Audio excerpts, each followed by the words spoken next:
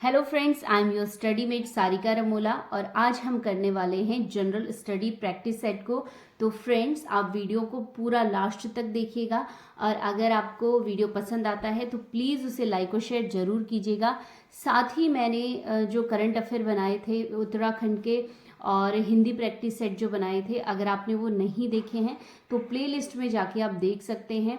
साथ ही आप देखिएगा, मैंने जो उत्तराखंड के एग्ज़ाम हैं उनके लिए मैंने अलग अलग डिस्ट्रिक्ट वाइज वीडियो बनाए हैं, तो उनको भी आप देख सकते हैं।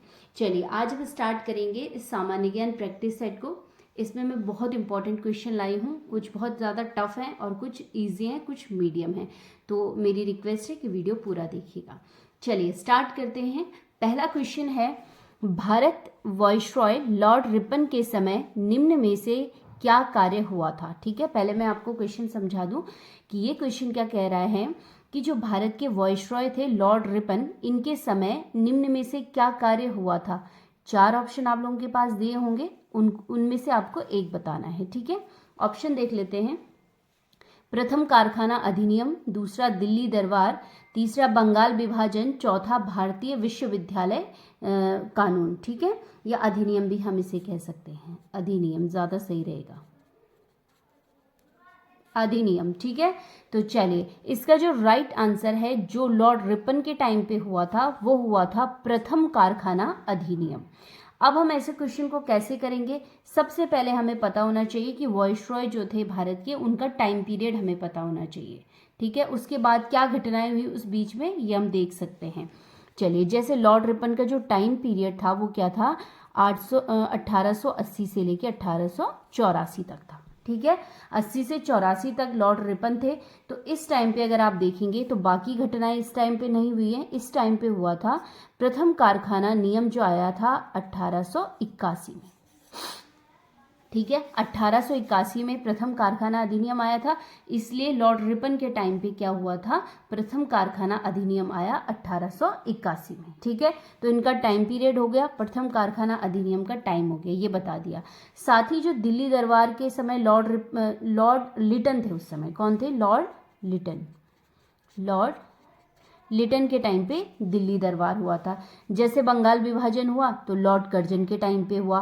भारतीय विश्वविद्यालय अधिनियम आया तो ये भी लॉर्ड कर्जन के समय पे हुआ था। ठीक है, तो आप इनके टाइम पीरियड याद रखेंगे तो इसकी वजह उससे हम क्या कर सकते हैं, क्वेश्चन आप इजीली कर पाएंगे। ठीक है, चलिए पहला क्वेश्चन हो गया। दूसरा क्वेश्चन देख लेते हैं। एशिया महाद्वीप में आधुनिक उद्योगों का विकास निम्न में से किस देश में हुआ। ठीक है, आधुनिक उद्योगों की बात की जा रही है कि उनका विकास एशिया जो कॉन्टिनेंट है इसमें किस देश में हुआ। ठीक है, पहला ऑप्शन है भारत, दूसरा सिंगापुर, तीसरा जापान और चौथा उत्तर कोरिया। तो इसका राइट आंसर क्या है, जापान। ठीक है, जापान में सबसे पहले हुआ था, एशिया की हम बात करें तो। चलिए नेक्स्ट क्वेश्चन देख लेते हैं, बहुत इंपॉर्टेंट। पुरंदर की संधि किनके बीच हुई थी। ठीक है, जो पुरंदर की संधि थी वो किनके बीच हुई थी। 4 ऑप्शन दिए गए हैं, शिवाजी एवं इब्राहिम लोदी, बाबर एवं इब्राहिम लोदी, शिवाजी एवं इब्राहिम लोदी और शिवाजी एवं हुमायूं। तो इसका जो राइट आंसर है वो क्या है, शिवाजी एवं राजा जयसिंह के बीच में पुरंदर की संधि हुई थी, जो हुई थी 1665 में। ठीक है, इसको भी याद रखेंगे, कई बार सीधे साल पूछ लिया जाता है कि पुरंदर की संधि हुई कब थी और किस किस के बीच हुई थी, शिवाजी एवं राजा जयसिंह के बीच हुई थी। ठीक है, ये चीज़ याद रखेंगे। चलिए नेक्स्ट और बहुत इंपॉर्टेंट क्वेश्चन, कई बार एग्जाम में पूछा गया है, देख लेते हैं। विश्व के मजदूरों एक हों, एक कोटेशन दी गई है, विश्व के मजदूरों एक हों, यह नारा किसने दिया था। यानी ये पूरा, अगर हम पूरे नारे की बात करें तो क्या था ये, विश्व के मजदूरों तुम एक हो जाओ, तुम्हारे पास खोने के लिए कुछ भी नहीं है और पाने के लिए सारा संसार पड़ा हुआ है। ठीक है, तो ये नारा किसका है। चलिए पहला ऑप्शन है हिटलर, दूसरा कार्ल मार्क्स, तीसरा मेजनी और डॉक्टर सन्यात सेन। ठीक है, 4 ऑप्शन है, तो इसका राइट आंसर क्या हो जाएगा, कार्ल मार्क्स।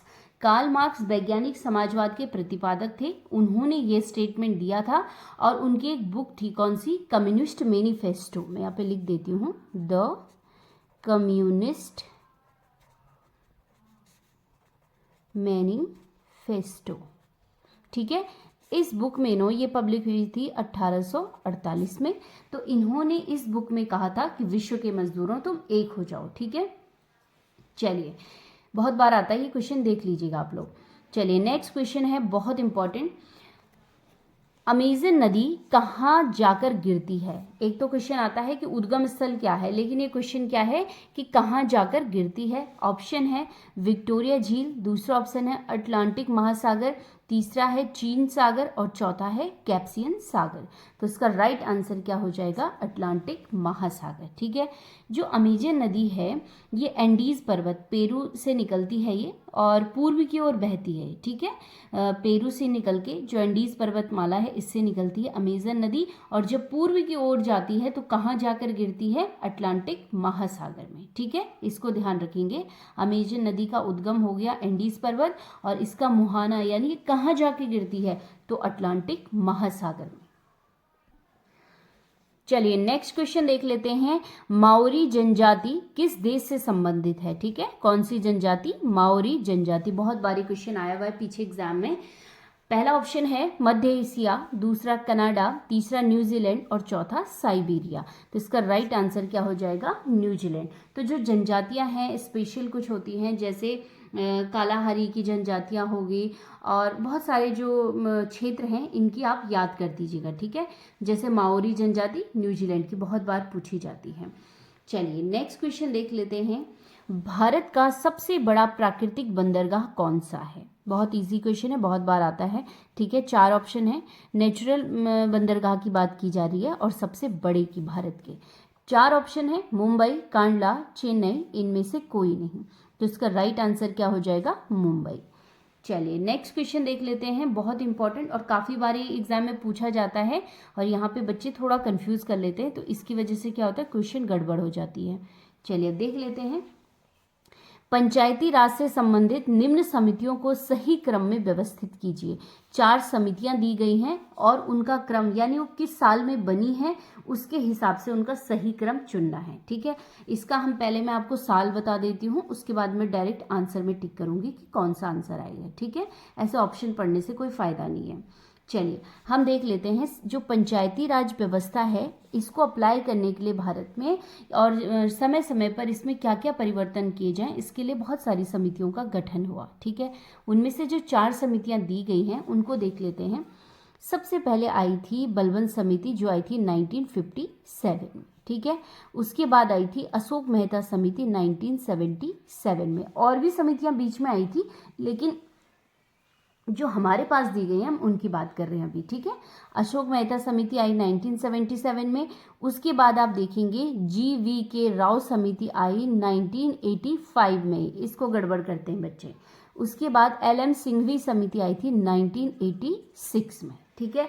तो चारों के साल हमें पता चल गए हैं, 1957 में बलबन, अशोक मेहता, GV राव समिति और LM सिंघवी समिति। तो उसके अकॉर्डिंग हमारा आंसर क्या हो रहा है, सबसे पहले बलवंत C, दूसरा है अशोक मेहता D, तीसरे में आ रहा है कौन, GV राव A, और चौथे में आ रहा है LM सिंघवी। तो राइट आंसर हो जाएगा ऑप्शन C।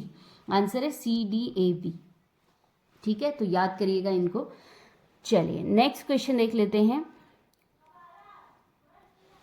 भारतीय संविधान के किस अनुच्छेद के अंतर्गत राज्यपाल को अध्यादेश जारी करने की शक्ति प्रदान करता है, ठीक है। भारत का कौन सा अनुच्छेद है जो राज्य के राज्यपाल को ये शक्ति प्रदान करता है कि वो अपने राज्य में अध्यादेश जारी कर सके, ठीक है। इसके ऑप्शन हैं आर्टिकल 211, आर्टिकल 117, आर्टिकल 360 और आर्टिकल 213, ठीक है। तो इसका राइट आंसर क्या है, आर्टिकल 213 है, ठीक है। जब विधानसभा सत्र में ना हो और नियम या कोई कानून बनाना बहुत आवश्यक हो तो राज्यपाल एक अध्यादेश जारी करते हैं, और उसकी वैल्यू भी वैसी होती है जैसे विधानसभा से कोई आदेश या नियम पारित होता है, वैसे ही राज्यपाल के अध्यादेश की शक्ति होती है, ठीक है। चलिए ये तो राज्यपाल का है कि आर्टिकल 213 में राज्यपाल के बारे में है। यहीं पे मैं आपको बता दूं कि राष्ट्रपति भी अध्यादेश जारी कर सकते हैं।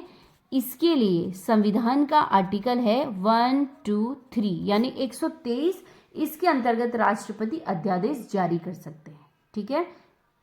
तो आप देखिएगा यही नंबर को इधर घुमा दिया गया है तो बना है 213 और यहाँ पे 1 2 3। ठीक है, तो याद करने के लिए बहुत इजी ट्रिक है। 1 2 3 राष्ट्रपति का है, 2 1 3 किसका है, राज्यपाल का है। चलिए नेक्स्ट क्वेश्चन देख लेते हैं। ये क्वेश्चन भी अनगिनत बार पूछा जाता है और अलग अलग तरीके से पूछा जाता है, मैं आपको बता देती हूँ कैसे। ठीक है, अभी हम पहले ये देखते हैं कि ये क्वेश्चन यहाँ पे पहले क्या पूछ रहा है।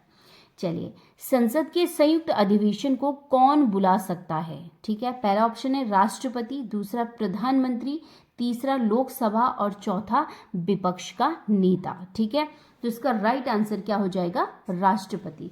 तो जो ज्वाइंट मीटिंग होती है लोकसभा और राज्यसभा का, ठीक है, 2 सदन है हमारे संसद में, इनकी जब किसी विधेयक को लेकर क्या हो जाता है, सहमति नहीं बन पाती है, तो तब क्या बुलाते हैं, एक संयुक्त बैठक बुलाते हैं। ठीक है, उस संयुक्त बैठक को बुलाने का जो अधिकार होता है वो किसको दिया गया है, राष्ट्रपति को दिया गया है। और किस अनुच्छेद के अंतर्गत राष्ट्रपति ऐसी मीटिंग बुला सकते हैं, आर्टिकल 108 के अंतर्गत, ये आप ध्यान रखिएगा। ठीक है, जब ये संयुक्त बैठक होती है, अधिवेशन होता है, तो इसकी अध्यक्षता करते हैं स्पीकर, और किसके, लोकसभा के।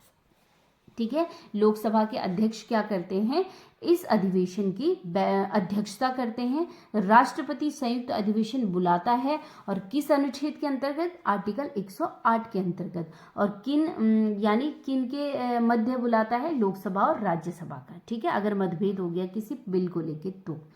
चलिए, तो यहाँ से कैसे भी क्वेश्चन पूछे आपको करना है कि किस अनुच्छेद के अंतर्गत बुला सकते हैं, 108। इसकी अध्यक्षता कौन करेगा, स्पीकर, लोकसभा का अध्यक्ष, और कौन बुलाता है, राष्ट्रपति। ठीक है, चलिए नेक्स्ट क्वेश्चन देख लेते हैं। निम्न में कौन पंचायती राज संस्था नहीं है। ठीक है, जो पंचायती राज व्यवस्था है उनमें से नीचे कौन सा नहीं है। ऑप्शन है जिला परिषद, जिला स्तर होना चाहिए था यहाँ पे।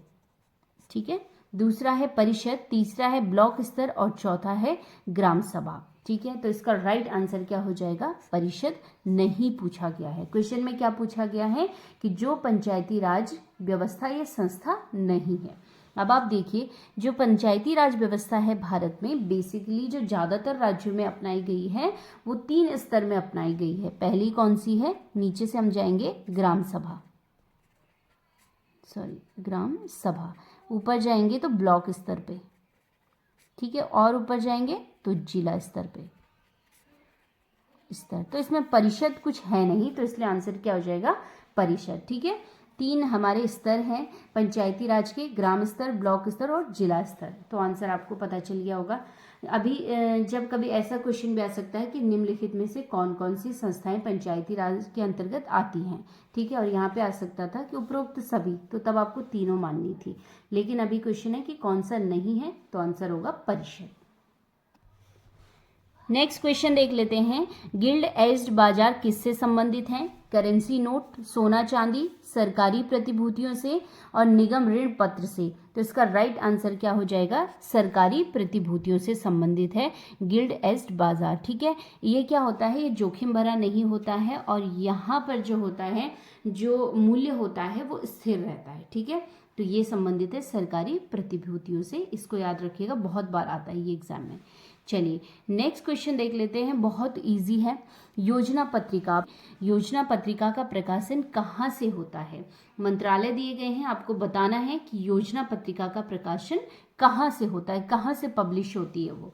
पहला ऑप्शन है मानव संसाधन विकास मंत्रालय, दूसरा है सूचना एवं प्रसारण मंत्रालय, तीसरा है प्रकाशन विभाग और चौथा है शिक्षा मंत्रालय। ठीक है, तो इसका राइट आंसर क्या हो जाएगा, सूचना एवं प्रसारण मंत्रालय द्वारा क्या किया जाता है, योजना पत्रिका का प्रकाशन किया जाता है। ठीक है, चलिए नेक्स्ट क्वेश्चन देख लेते हैं। इंद्रावती राष्ट्रीय उद्यान किस राज्य में है। जो इंद्रावती नेशनल पार्क है वो कहाँ पे है, ये आपको बताना है राज्य का नाम। ऑप्शन है एमपी, दूसरा झारखंड, तीसरा राजस्थान और चौथा छत्तीसगढ़। तो इसका राइट आंसर क्या हो जाएगा, छत्तीसगढ़। छत्तीसगढ़ का जो बीजापुर है, यहाँ पे ये नेशनल पार्क है और इस नेशनल पार्क के समीप में इंद्रावती नदी बहती है, इसीलिए इसका नाम क्या पड़ा, इंद्रावती राष्ट्रीय उद्यान पड़ा। ठीक है, चलिए नेक्स्ट क्वेश्चन देख लेते हैं। नेक्स्ट क्वेश्चन है वॉशिंग मशीन का आविष्कार किस कंपनी ने किया। कंपनी पूछी गई है। जैसे वॉशिंग मशीन का जो आविष्कार है बहुत टाइम पहले से आविष्कार हो रहा था अलग अलग फॉर्म में, लेकिन एक पर्टिकुलर जो वॉशिंग मशीन बनी वो किस कंपनी के द्वारा बनाया गया, ये क्वेश्चन यहाँ पे पूछा गया है। ठीक है, ऑप्शन है हार्ले मिशन कंपनी, दूसरा है नॉर्वे मशीन कंपनी, चौथा है हार्ले कॉन्गो कंपनी और डी है इनमें से कोई नहीं। तो इसका राइट आंसर क्या हो जाएगा, हार्ले मिशन कंपनी, जो अमेरिका की एक कंपनी है, इसने बनाई थी। ठीक है, नेक्स्ट क्वेश्चन देख लेते हैं। गोल्ड कोस्ट के नाम से किस देश को जाना जाता था, यानी कहने का मतलब है किस देश का प्राचीन नाम क्या था, गोल्ड कोस्ट था। ठीक है, इसका राइट आंसर हम देख लेते हैं घाना। 4 ऑप्शन थे आपके पास, मैंने आपको राइट आंसर पहले ही बता दिया। चलिए कोई बात नहीं, इसका राइट आंसर क्या हो जाएगा, घाना। चलिए नेक्स्ट क्वेश्चन देख लेते हैं। लतीफ़ खां किस वाद्य यंत्र से संबंधित हैं। ठीक है, किस वाद्य यंत्र से संबंधित हैं।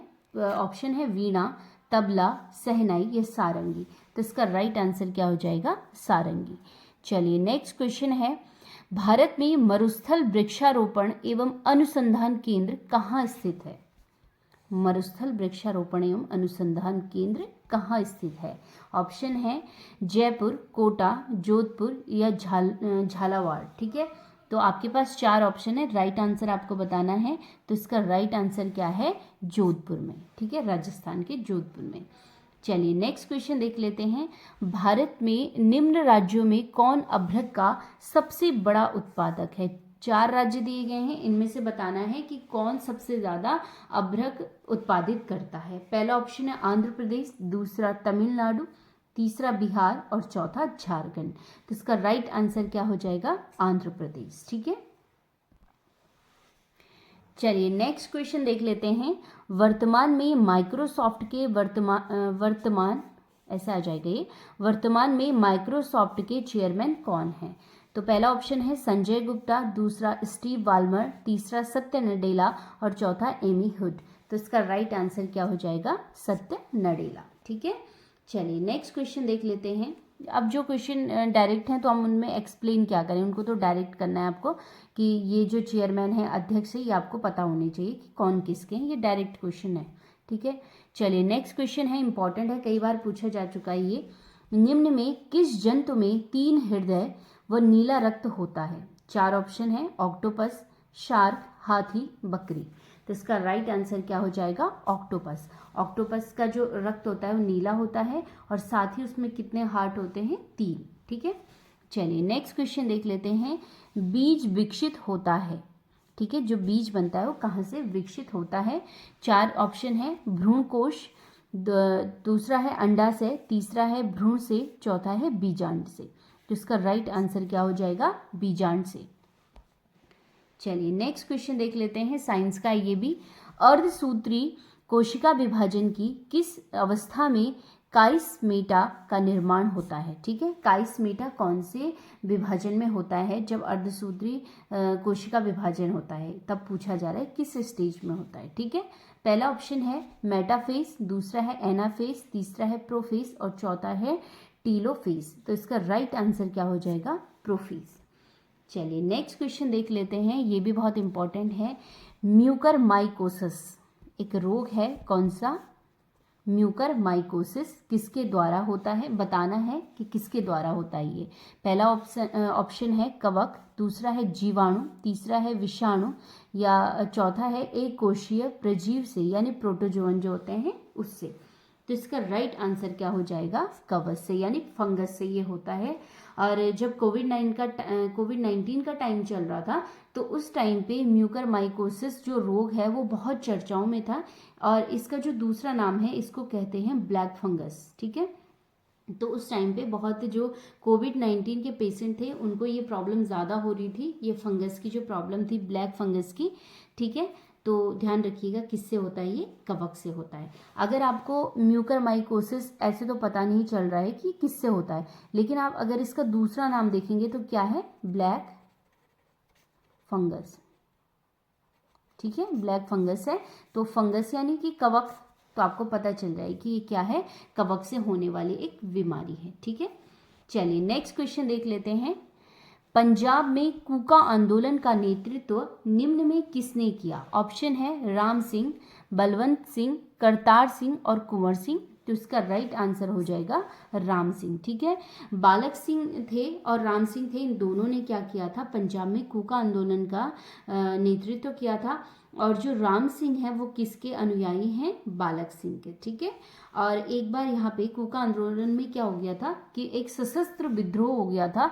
और इस विद्रोह में क्या क्यों हुआ था ये? क्योंकि अंग्रेज गायों की हत्या को बढ़ावा दे रहे थे, तो इसीलिए हुआ था ये आंदोलन। ठीक है, चलिए नेक्स्ट क्वेश्चन देख लेते हैं, बहुत इजी है। इलेक्ट्रॉन त्यागने की प्रवृत्ति को क्या कहते हैं, क्या कहलाती है? ठीक है, इलेक्ट्रॉन त्यागने की प्रवृत्ति क्या कहलाती है? एक लाइन का क्वेश्चन है, तो आपको बताना है कि क्या कहलाता है। ऑप्शन है ऑक्सीकरण, उत्प्रेरण, अपचयन और प्रेरणा। ठीक है, तो इसका राइट आंसर क्या होगा? ऑक्सीडेशन यानी ऑक्सीकरण। इलेक्ट्रॉन त्यागने की प्रवृत्ति जो होती है वो कहलाती है ऑक्सीकरण यानी ऑक्सीडेशन। चलिए नेक्स्ट क्वेश्चन देख लेते हैं। निम्न में से कौन सा प्रोग्राम के सभी स्टेटमेंट को एक सिंगल बैच में कन्वर्ट करता है और इंस्ट्रक्शन के रिजल्टिंग कनेक्शन को एक नई फाइल में रखता है? ठीक है, कंप्यूटर से रिलेटेड क्वेश्चन है। पहला ऑप्शन है कन्वर्टर, इंस्ट्रक्शन, इंटरप्रेटर और कंपाइलर। ठीक है, तो इसका राइट आंसर क्या हो जाएगा? कंपाइलर। चलिए नेक्स्ट क्वेश्चन देख लेते हैं। निम्न में कौन एप्लीकेशन सॉफ्टवेयर है? ये भी कंप्यूटर का क्वेश्चन है कि बताना है कि एप्लीकेशन सॉफ्टवेयर कौन सा है। पहला ऑप्शन है ब्राउज़र, दूसरा स्प्रेडशीट, तीसरा ग्राफिक और चौथा ये सभी। तो इसका राइट आंसर हो जाएगा ये सभी। ठीक है, चलिए नेक्स्ट क्वेश्चन देख लेते हैं। पंखुड़ी से फूल जिस तरह संबंधित है, यानी पंखुड़ी और फूल का जिस तरीके से आपस में संबंध है, उसी प्रकार पुस्तक निम्न में से किससे संबंधित है? ठीक है, पहला ऑप्शन है पृष्ठ, दूसरा विषय सूची, तीसरा पुस्तकालय और चौथा पुस्तक सूची। तो इसका राइट आंसर क्या हो जाएगा? पुस्तकालय हो जाएगा। जैसे फूल है और फूल में क्या होती है? पंखुड़ियाँ होती हैं, वैसे ही पुस्तकालय है, पुस्तकालय में क्या होती है? पुस्तक होती हैं, बुक्स होती हैं। तो इसका राइट आंसर क्या है? पुस्तकालय है। ठीक है, चलिए नेक्स्ट क्वेश्चन देख लेते हैं। भारतीय रिजर्व बैंक के करेंसी नोट जारी करने का आधार क्या होता है? ठीक है, अधिकतम प्रत्यय प्रणाली, नियत प्रत्यय प्रणाली, नियत न्यूनतम आरक्षण प्रणाली और चौथा है अनुपाती आरक्षण प्रणाली। तो इसका राइट आंसर क्या हो जाएगा? नियत न्यूनतम आरक्षण प्रणाली के द्वारा रिजर्व बैंक करेंसी नोट को जारी करती है, उसका आधार यही होता है। ठीक है, चलिए नेक्स्ट क्वेश्चन देख लेते हैं। भीमबेटका किससे संबंधित है? ठीक है, काफी बारी क्वेश्चन आता है। भीमबेटका किससे संबंधित है? गुफाओं के शैलचित्र, खनिज, बौद्ध प्रतिमाएं, ये सोन नदी का उद्गम स्थल। तो इसका राइट आंसर क्या हो जाएगा? गुफाओं के शैलचित्र से संबंधित है। और कहाँ पे है ये? मध्य प्रदेश में है। ठीक है, चलिए नेक्स्ट क्वेश्चन देख लेते हैं। उष्ण कटिबंधीय वर्षावन पाए जाते हैं। उष्ण कटिबंधीय वर्षावन पाए जाते हैं। ऑप्शन है हिमालयी क्षेत्र में, दूसरा ऑप्शन है पश्चिमी घाट में, तीसरा है दक्षिण के पठार में और चौथा है गंगा के मैदान में। तो इसका राइट आंसर क्या हो जाएगा?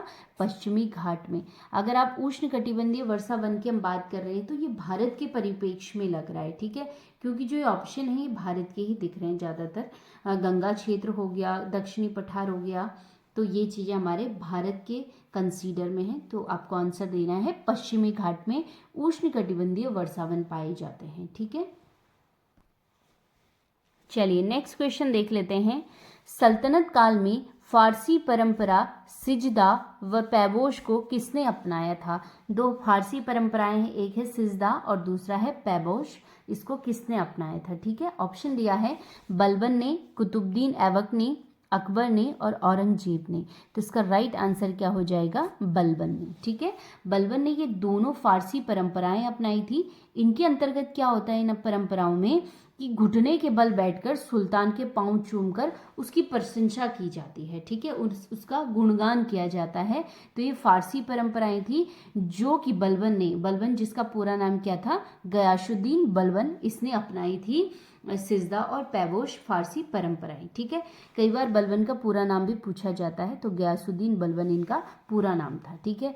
जो गयासुद्दीन बलबन था वो अगर देखें तो एक खूंखार सुल्तान था, ठीक है, और वो हमेशा राजा की तरह सज धज के रहता था, कभी भी किसी ने उसको साधारण वस्त्रों में नहीं देखा था, ठीक है। इनकी नीतियां भी क्या थी, बहुत ही खूंखार थी। चलिए अभी क्वेश्चन जो पूछा गया है उसका आंसर क्या हो जाएगा, बलबन हो जाएगा। चलिए नेक्स्ट क्वेश्चन देख लेते हैं। निम्न को सुमेलित कीजिए। चार दे रखे हैं, विद्रोह और उनका स्थान दिया गया है, उसको हमें मैच करना है। तो हम लास्ट के ऑप्शन नहीं पढ़ रहे हैं, हम देख लेते हैं कौन कहाँ हुआ था, ठीक है। मोपला विद्रोह, पावना विद्रोह, एका आंदोलन और मुंडा विद्रोह, ठीक है। चलिए जो मोपला विद्रोह हुआ था वो कहाँ हुआ था, केरल में। ऐसे मैच कर लेते हैं इसको फिलहाल, है ना। केरल में हुआ था मोपला विद्रोह, ठीक है। जो पावना विद्रोह हुआ था वो हुआ था बंगाल में। चलिए तीसरा आ जाता है एका आंदोलन। एका आंदोलन जो हुआ था वो हुआ था अवध में, और मुंडा विद्रोह कहाँ हुआ था, झारखंड बिहार में। बिहार कम आता है इसका ऑप्शन, झारखंड बेसिकली आता है, पर कभी कभी झारखंड ऑप्शन नहीं रहता है, तो उस कंडीशन में आप कर सकते हैं, बिहार का कुछ एरिया था इसमें, ठीक है। तो चलिए इसके अकॉर्डिंग जो हमने मिलाया उसके अकॉर्डिंग जो हमारा सही आंसर आ रहा है वो क्या आ रहा है, ऑप्शन सी आ रहा है, ठीक है। एक बार फिर से देख लेते हैं। मोपला विद्रोह का कहाँ हुआ था, केरल में हुआ था। पावना विद्रोह बंगाल में, एका आंदोलन अवध में, और मुंडा विद्रोह हुआ था झारखंड में, ठीक है। ये चीजें ध्यान रखेंगे।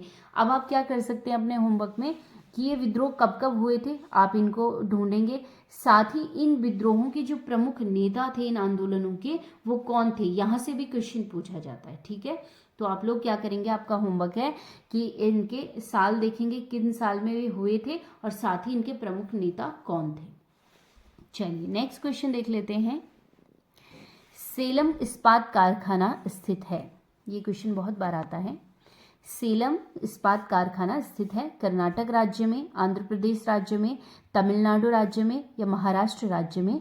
तो इसका राइट आंसर क्या हो जाएगा, तमिलनाडु में, ठीक है। और जो तमिलनाडु का ये सेलम इस्पात कारखाना है ये स्टेनलेस इस्पात के लिए बहुत प्रसिद्ध है और विश्व स्तर का उत्पादन यहाँ पे होता है, ठीक है। बहुत सारे देशों में यहाँ का जो स्टेनलेस इस्पात है वो जाता है, ठीक है। तो कहाँ पे है सेलम इस्पात कारखाना, तमिलनाडु में। चलिए नेक्स्ट क्वेश्चन देख लेते हैं। नोबेल पुरस्कार से सम्मानित अर्थशास्त्री अमर्त्य सेन के निर्धनता के आंकलन के लिए एक सूचकांक का विकास किया गया जिसे जाना जाता है, ठीक है।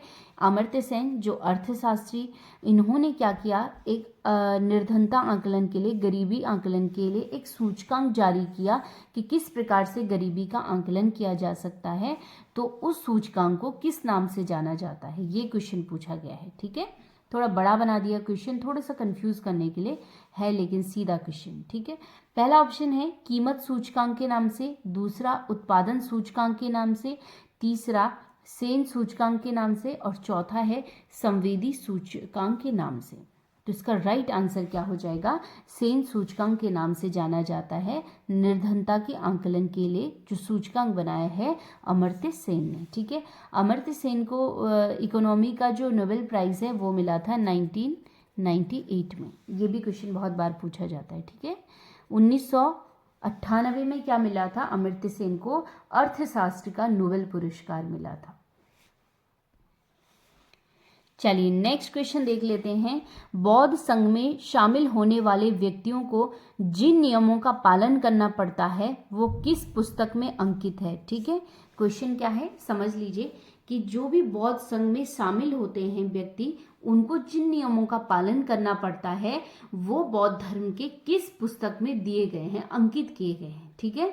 चार ऑप्शन है, सुत्त पिटक, विनय पिटक और अभिधम पिटक, और इनमें से कोई नहीं। तो इसका राइट आंसर क्या हो जाएगा, विनय पिटक में दिए गए हैं ये सारे नियम कानून, ठीक है। तो बौद्ध धर्म के 3 पिटक हैं, शुद्ध पिटक, अभिधम पिटक और विनय पिटक। उनमें से नियम कानून बताते हैं कि जो व्यक्ति शामिल हो रहा है बौद्ध संघ में उसको किन किन नियमों को फॉलो करना पड़ता है, इसके लिए दिया गया है विनय पिटक। ठीक है, चलिए नेक्स्ट क्वेश्चन है, बहुत इंपॉर्टेंट है। आसियान संगठन की स्थापना कब हुई थी? ठीक है, आसियान एक क्षेत्रीय संगठन, इसकी स्थापना कब हुई थी? ऑप्शन है 1967, 1985, 1945 और 1992। तो इसका जो राइट आंसर है वो क्या है? 1967 को। ये हुआ था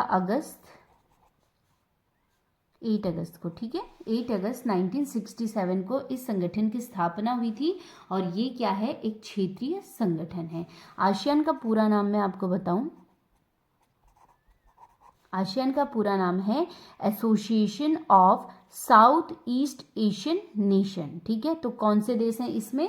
साउथ ईस्ट के देश आपस में जुड़े हैं। एक क्षेत्रीय संगठन है जिसकी स्थापना 8 अगस्त 1967 को हुई थी, 67 को हुई थी। ठीक है, और इसमें वर्तमान में कितने सदस्य देश हैं? 10 सदस्य देश हैं।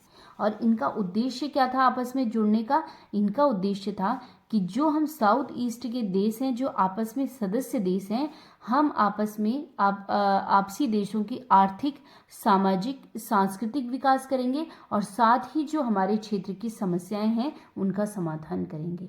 तो आसियान जो क्षेत्रीय संगठन है ये सफलता की ओर है, यानी जो शार्क संगठन है इससे ये लाख गुना क्या है? अच्छा संगठन है और इसने वो काम किया भी है जिस उद्देश्य से ये बना है। ठीक है, चलिए नेक्स्ट क्वेश्चन देख लेते हैं। वर्तमान में IMF यानी इंटरनेशनल मॉनेटरी फंड के प्रमुख कौन हैं? ठीक है, चलिए 4 ऑप्शन है, तो मैं इसका राइट आंसर आपको डायरेक्ट बता देती हूँ। इसका राइट आंसर क्या है? क्रिस्टालिना जॉर्जिवा इसकी क्या है? वर्तमान प्रमुख है, यानी महानिदेशक हैं इंटरनेशनल मॉनेटरी फंड की। ठीक है, महिला क्या है? ये प्रमुख है। चलिए नेक्स्ट क्वेश्चन देख लेते हैं। निम्न में कौन सा युग्म सुमेलित नहीं है? जो सुमेलित नहीं है वो आपको बताना है। पहला ऑप्शन देखिए, किससे संबंधित है ये क्वेश्चन? केंद्र दिए गए हैं और नायक दिए गए हैं। किसके? 1857 की क्रांति के, जो भारत का प्रथम स्वतंत्रता संग्राम था 1857, उसके बारे में बताया गया है। ठीक है, अब आपके पास केंद्र दिए गए हैं और नायक दिए गए हैं, आपको बताना है कौन सा सुमेलित नहीं है। इसको हमेशा ध्यान रखिएगा। चलिए, पहला ऑप्शन है इलाहाबाद, इलाहाबाद में है लियाकत अली। दूसरा बरेली, खान बहादुर खां। तीसरा झांसी, रानी लक्ष्मीबाई। और चौथा लखनऊ, अहमद उल्ला। तो जो इसमें सुमेलित नहीं है वो है लखनऊ, क्योंकि लखनऊ से कौन थे? बेगम हजरत महल। ये कहाँ से थी? लखनऊ से थी। ठीक है, चलिए तो हमारे पास ये 3 है। इलाहाबाद से लियाकत अली थे, ये भी सही है। बरेली से खान बहादुर खां, ये भी सही है। झांसी से रानी लक्ष्मीबाई, ये भी सही है। तो लखनऊ से ये मैच नहीं हो रहा था, इसलिए ये सुमेलित नहीं है। और लखनऊ के कौन थे? बेगम हजरत महल थे। ठीक है, चलिए नेक्स्ट क्वेश्चन भी सेम पूछा गया है। निम्न में कौन सा युग्म सुमेलित नहीं है? ठीक है, कौन सा युग्म है जो इसमें से मैच नहीं कर रहा है वो आपको बताना है। पहला ऑप्शन है एशियाटिक सोसाइटी विलियम जोन्स, भारतीय राष्ट्रीय कांग्रेस AO ह्यूम। तीसरा है खुदाई खिदमतगार सलीमुल्लाह खां। और चौथा है पूना सार्वजनिक सभा MG रन्नाड़े। तो इसका राइट आंसर क्या हो जाएगा? खुदाई खिदमतगार। ये सुमेलित नहीं है, क्योंकि एशियाटिक जो सोसाइटी थी इसकी स्थापना 1784 में विलियम जोन ने की थी। राष्ट्रीय कांग्रेस ह्यूम थे 1885 में हुई थी। ठीक है, खुदाई खिदमतगार सलीमुल्लाह नहीं थे। कौन थे? खान अब्दुल गफ्फार खान। ठीक है, खुदाई खिदमतगार के। और पूना सार्वजनिक सभा जो थी वो MG रन्नाड़े थे और ये हुआ था 1867 में स्थापित। चलिए, तो हमारे पास आंसर आ चुका है कि खुदाई खिदमतगार जो थे वो सुमेलित नहीं है यहाँ पे, क्योंकि ये स्टार्ट किया था खान अब्दुल गफ्फार खान ने। ठीक है, इसको लाल कुर्ती आंदोलन भी कहा जाता है। जब मॉडर्न इंडिया हम पढ़ेंगे तो उसमें डिटेल से ये चीज़ें पढ़ेंगे। ठीक है, अभी वीडियो बहुत ज़्यादा लंबा हो रहा है और ज़्यादा क्वेश्चन है, तो इसलिए मैं फटाफट बता रही हूँ ताकि आप लोग का जो होने वाला एग्जाम है आप फटाफट उनके लिए प्रैक्टिस कर पाएँ। चलिए नेक्स्ट क्वेश्चन है, फीफा वर्ल्ड कप 2022 का आयोजन किस देश में हुआ था? 4 option, Iran, Qatar, Spain, Brazil. ठीक है। तो ये क्या है, अभी करंट का विषय है, यहाँ से क्वेश्चन पुट अप हो सकते हैं, अलग अलग तरीके से हो सकते हैं। मैंने आप लोगों के लिए क्वेश्चन डाला है कि आप ये भी पढ़ेंगे करंट में, ठीक है। तो ये जो हुआ था फीफा वर्ल्ड कप, ये कहाँ पे आयोजित किया गया था, कतर में आयोजित किया गया था। और इसमें जो फाइनल मैच हुआ था वो अर्जेंटीना और फ्रांस के बीच में हुआ था, जिसमें अर्जेंटीना ने फ्रांस को हराया, ठीक है। साथ ही इसमें जो 32 टीमों ने, पूरे विश्व की 32 टीमों ने इसमें भाग लिया था। और इससे रिलेटेड कि किसको गोल्डन बूट, ये सारी चीज़ें जो हैं वो आप पढ़ लेंगे, ठीक है। किसने कुछ खास किया इस फीफा वर्ल्ड कप में वो आप देख लेंगे। साथ ही कौन सा फुटबॉलर किस देश का है ये भी आप देखिएगा, जैसे रोनाल्डो, मेसी, जो जो इस बार फेमस हुए हैं उनके देश आप याद कर लीजिएगा, वहाँ से भी क्वेश्चन आते हैं। चलिए नेक्स्ट क्वेश्चन देख लेते हैं, ये भी करंट का है। हाल ही में राष्ट्रपति भवन में स्थित मुगल गार्डन का नाम बदलकर कर दिया गया। जो राष्ट्रपति भवन है वहाँ पे एक गार्डन है छोटा सा, उसका नाम मुगल गार्डन था, अब क्या कर दिया है, ठीक है। 4 ऑप्शन है, अमृत उद्यान, उत्सव भवन, सूर्य भवन उद्यान या जोश उद्यान, ठीक है। तो इसका राइट आंसर क्या हो जाएगा, अमृत उद्यान इसका राइट आंसर है, ठीक है। चलिए नेक्स्ट क्वेश्चन देख लेते हैं। भारत व किस देश के बीच हाल ही में संयुक्त युद्ध अभ्यास वीर गार्जियन 2023 संपन्न हुआ, ठीक है। 2 देश कौन कौन से हैं, एक तो भारत है और दूसरा कौन सा है। 4 ऑप्शन है, श्रीलंका, नेपाल, मालदीव, जापान। तो इसका राइट आंसर क्या हो जाएगा, जापान। जापान और भारत का आपस में जो संयुक्त अभ्यास होता है उसका नाम क्या है, वीर गार्जियन। चलिए नेक्स्ट क्वेश्चन देख लेते हैं, ये भी इंपॉर्टेंट है और करंट का है। ऑस्ट्रेलियन ओपन 2023 का एकल महिला व एकल पुरुष वर्ग में खिताब जीता।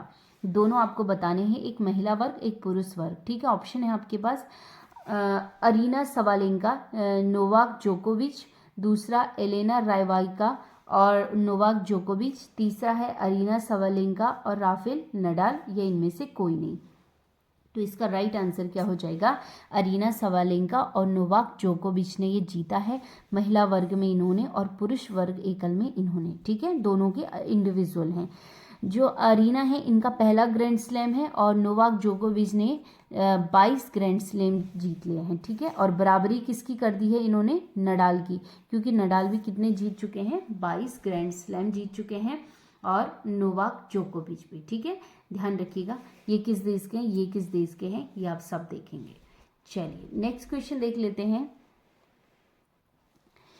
अंडर 19 महिला T20 क्रिकेट वर्ल्ड कप 2023 का खिताब किस देश ने जीता, ये भी करंट का टॉपिक है।